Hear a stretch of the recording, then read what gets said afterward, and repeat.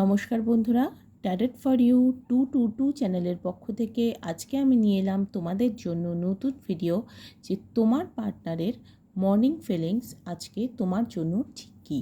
তো বন্ধুরা, আমার এই রিডিংটি কিন্তু কমপ্লিটলি একটি কালেকটিভ রিডিং, জেনারেল রিডিং, তো কাজেই সবার সঙ্গে যে রেজোনেট করবে এটা আমি বলছি না।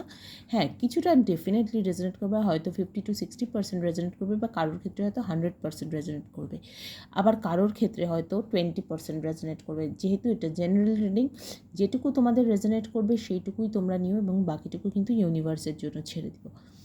আর এটা কিন্তু জেন্ডার স্পেসিফিক কিছু নয়, কোনো ওয়াটার সাইন, এয়ার সাইন, কারোর জন্য নির্দিষ্ট কিছু নয়। এটা সবার রিডিং, সবার জন্য।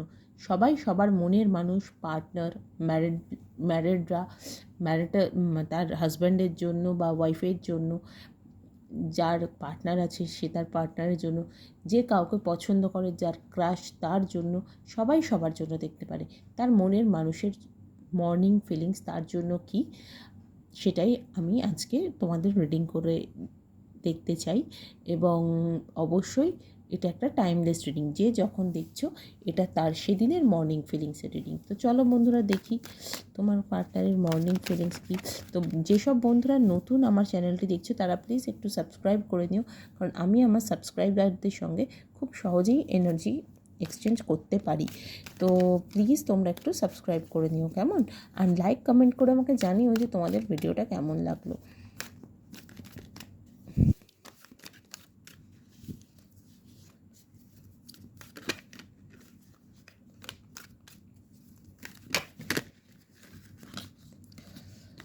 আচ্ছা, প্রথম কার্ডটা পড়েই গেছে, কুইন অফ পেন্টাকেলস। আশা করি তোমরা দেখতে পাচ্ছ, একটু লাইটের ইস্যু হচ্ছে, ঠিক আছে, দাঁড়াও। আশা করি এবার তোমরা সবাই দেখতে পাচ্ছ। প্রথম কার্ড কুইন অফ পেন্টাকেলস, এবং second card 8 of cups.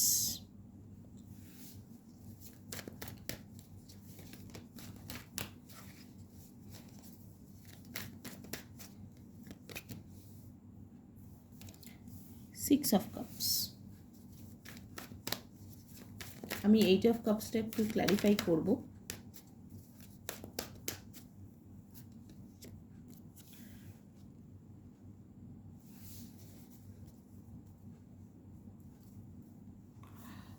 All over S of pentacles. তো বন্ধুরা, আমি এখানে দেখতে পাচ্ছি তোমার পার্টনারের কাছে তুমি কিন্তু ভীষণ স্টেবল একটা সম্পর্ক, মানে একদম স্ট্রং স্টেবল একটা কমিটেড রিলেশনশিপ হতে পারে। তোমরা ম্যারিড, এখানে আমি বেশিরভাগ ম্যারেজের ভাইব পাচ্ছি।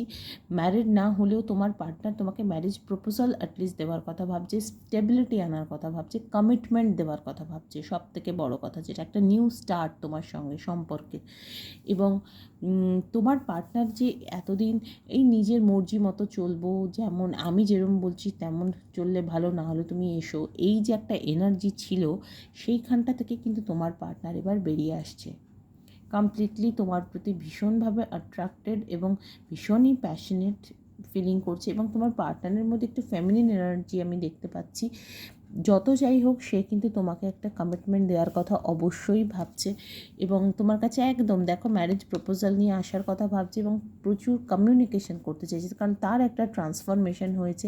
সে কিন্তু নিজের মনে মনেই প্রচুর কথা ভেবেছে যে এতদিন সে যে এনার্জিতে ছিল, এবার কিন্তু সেই এনার্জিতে থাকলে আর চলবে না, কারণ তোমার সঙ্গে সম্পর্কটা সম্ভবত বহুদিনের সম্পর্ক। সিক্স অফ কাপস আমাদের সেটাই বলে। এবং আমি এখানে দেখতে পাচ্ছি ম্যারেজের এনার্জি ভীষণভাবে আসছে। যারা ম্যারিড নও, যাদের সম্পর্ক নর্মালি চলছে বা কিছু, তাদের কিন্তু পার্টনার এবার ম্যারেজ প্রপোজাল দেওয়ার কথা ভাবছে, কারণ সে হয়তো অনেক দিন ধরেই মানে এই সম্পর্কটাকে জাস্ট মানে কোনো কী বলবো, ইমোশনাল বন্ডিং তার ছিল না, কিন্তু এবার কিন্তু কমিটমেন্ট যেমন আনছে, স্টেবিলিটি আনতে চাইছে, এবং তার সঙ্গে কিন্তু ভীষণই ইমোশনাল হয়ে পড়ছে, নস্টালজিক হয়ে পড়ছে। আগের কথা ভেবেছে কত সুন্দর তোমাদের সম্পর্কটা ছিল আগে বা কিছু, কিন্তু মাঝখানে তারই জন্য একটু সম্পর্কে ইমব্যালেন্স হয়েছিল, কিন্তু সেই ব্যালেন্সটা কিন্তু এবার সে ফিরিয়ে আনতে চাইছে, এবং তোমার কাছে কমিটেড রিলেশনশিপের জন্য সে প্রস্তাব আনতে চাইছে।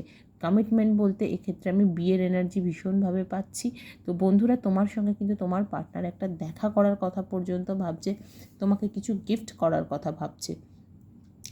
আর যাদের নো কন্ট্যাক্ট আছে, তোমার পার্টনার কিন্তু খুব ভালো মতো জানে যে তুমি কিন্তু ম্যারেজ ম্যাটেরিয়াল। তোমার সঙ্গে সম্পর্কটা তার, তুমি একটা ভীষণ ডাউন টু আর্থ মানুষ, এবং সব থেকে বড় কথা ভীষণ স্টেবল একটা মানুষ। তোমার কাছে সম্পর্ক মানে তার একটা, মানে কি বলবো, ভীষণ মানে সেফ একটা জায়গা তার জন্য। ফিলিংসের দিক থেকে হয় বলো, কমিটমেন্টের দিক থেকে বলো, লয়্যালটি, অনেস্টি, সব দিক থেকে।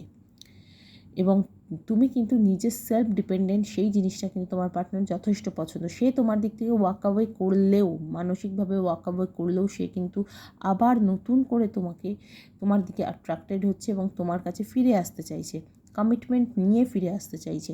তো সেই জন্য সে কিন্তু এবার তোমাকে ব্লক খোলার কথা ভাবছে, বা তোমার সঙ্গে দেখা করার কথা ভাবছে, আবার তোমাদের সঙ্গে যোগাযোগ করার কথা ভাবছে। এবং কমিউনিকেশন কিন্তু আসছে বন্ধুরা, যারা নো কন্ট্যাক্টে আছো। আর কন্ট্যাক্টে যারা আছো তাদেরকে কিন্তু বললাম, তোমাদেরও সম্পর্কে কিন্তু একটা জার্ক আসছে এবং একটা ট্রান্সফরমেশন আসছে। তো কাজেই বন্ধুরা, আজকে রিডিংটা করে আমার ভীষণ ভালো লাগলো যে মর্নিংয়ে যদি এরকম এনার্জি, দেখবে দিনের শুরুতে আমরা সব সময় আমরা পজিটিভলি ভাবি যে আজকে আমরা এই কাজটা করবো, আজকে আমরা ওই কাজটা করবো। তো সেরকম তোমার পার্টনারের মনেও কিন্তু তোমার জন্য শুধুই ভালোবাসা ভরা অনুভূতিই আমি দেখতে পাচ্ছি। এবং সে কিন্তু প্রচণ্ড নস্টালজিক হয়ে পড়ছে যে আগে তোমাদের মধ্যে সম্পর্কটা কত সুন্দর ছিল, এবং কমিউনিকেট করতে চাইছে তোমার সঙ্গে। যারা কন্ট্যাক্টে আছো তারাও, যারা কন্ট্যাক্টে নেই তারাও। এবার যারা কন্ট্যাক্টে নেই তাদের মধ্যে একটা হেজিটেশন আছে যে আমি যাব, কি বলবে, দেখো এখানে হ্যাংডম্যানের কার্ড ছিল, আমি তো দেখালামই তলায়, এই ব্যাপারগুলো কিন্তু তাদের মধ্যে চলবে।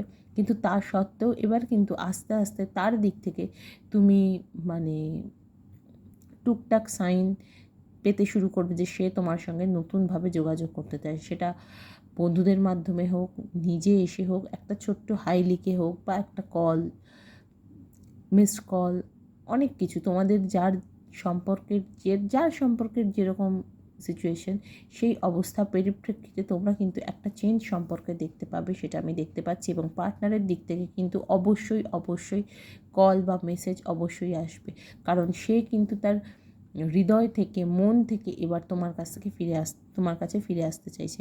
কারণ সে কিন্তু তোমার দিক থেকে মুভ অন করার পর আরও যেন তোমার প্রতি তার আকর্ষণ বেড়ে গেছে। এবং শুধু তাই না, থার্ড পার্টির কাছে যাক, ফোর্থ পার্টির কাছে যাক, নিজের কাজের জন্য আটকে পড়ুক, ফ্যামিলির কাছে আটকে পড়ুক, যে পরিস্থিতিতেই সে আটকে পড়ুক, সেই জায়গা থেকে কিন্তু এবার সে নিজেকে সরিয়ে আনছে যে না, এইটা যেমন ইম্পর্ট্যান্ট, তার সঙ্গে তুমিও তার জীবনে একটা ইম্পর্ট্যান্ট পার্ট। তো কাজেই সেটাকেও যথেষ্ট ইম্পর্টেন্স দিতে হবে, সেটা সে বুঝতে পেরেছে, এই রিয়েলাইজেশনটা তার এসছে। ঠিক আছে? তো বন্ধুরা, যতই থার্ড পার্টি ফোর্থ পার্টির সঙ্গে রিলেশনশিপ যাই থাক, সে কিন্তু তোমার দিকে আবারও অ্যাট্রাক্টেড হচ্ছে এবং আবারও তোমার সঙ্গে দেখা করার কথা বা বলার কথা ভাবছে। তো আমার তো ভীষণই ভালো লাগছে। এবার আমরা চলো দেখে নিই যে সে তোমাদের প্রতি অ্যাকশন কতদিনে নেবে, বা তার নেক্সট অ্যাকশন কী আছে।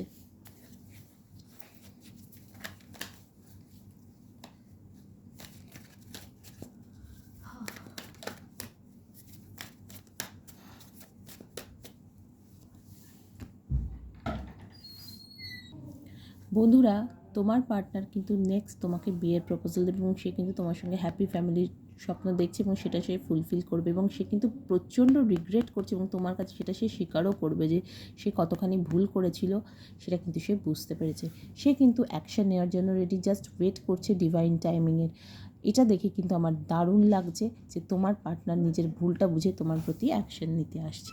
তো বন্ধুরা, আজকে এইটুকুই থাকলো। নেক্সট দেখা হবে আবারও নতুন কোনো রিডিংয়ে। তোমরা নতুন যারা দেখছো তারা কিন্তু প্লিজ সাবস্ক্রাইব করতে ভুলো না, এবং আমাকে লাইক কমেন্ট করে জানিও যে তোমাদের আমার রিডিংটা কেমন লাগলো। ওকে, আজকের জন্য টাটা।